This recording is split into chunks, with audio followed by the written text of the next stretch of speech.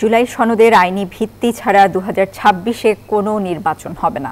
পল্টনে 8 দলের সমাবেশ থেকে এমন হুঁশিয়ারি দিয়েছেন জামায়াতের আমির ডক্টর শফিকুর রহমান।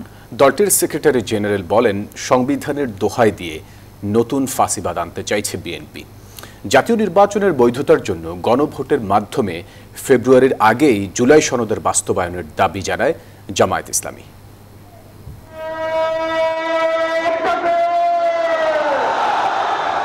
দুপুরের প্রখর রোদ মাথায় নিয়ে পল্টনে 8 দলের সমাবেশে মঙ্গলবার সকাল থেকে নেতাকর্মীদের ঢল। জুলাই সনদ, গণভোট সহ নানা দাবিতে স্লোগানে মুখর পুরো এলাকা। সমাবেশে বিএনপিকে উদ্দেশ্য করে জামায়াত নেতারা বলেন, সংবিধানের দোহাই দিয়ে নতুন ফ্যাসিবাদী শক্তি হয়ে উঠতে চায় তারা। দলটির সেক্রেটারি জেনারেল মিয়া গোলাম পরোয়ার বলেন, নির্বাচনকে সামনে রেখে দিল্লি থেকে লকডাউনের ষড়যন্ত্র হচ্ছে। একমাত্র স্মার্ট সিটি বসুন্ধরা, আধুনিকতায় এক ধাপ এগিয়ে। আমরা যখন প্রায় একমত হয়েছি আগামী 26 ফেব্রুয়ারির নির্বাচনের জন্য, তখন একটি মহল থেকে ষড়যন্ত্র শুরু হয়েছে।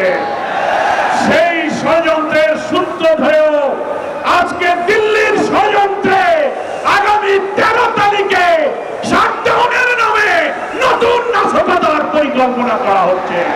সমাবেশে জামায়াতের আমির ডাক্তার শফিকুর রহমান বলেন, জুলাই সনদের আইনি ভিত্তি ছাড়া 26-এ কোনো নির্বাচন হবে না।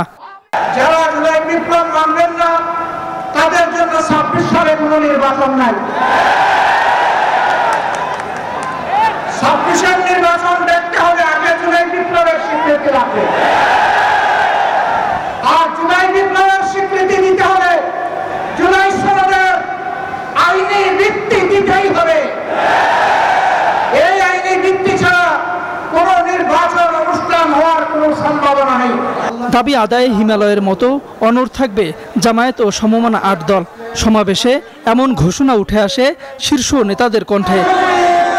সমাবেশ থেকে নেতাকর্মীরা বলছেন, তাদের 5 দফা দাবি সরকার মেনে নিয়ে নির্বাচনের আগে গণভোট না দিলে তারা কঠোর আন্দোলনের ঘোষণা দিবেন, যা সরকার সামর্থ্যে ব্যর্থ হবেন। তাহিদুল ইসলাম, নিউজ 24, ঢাকা।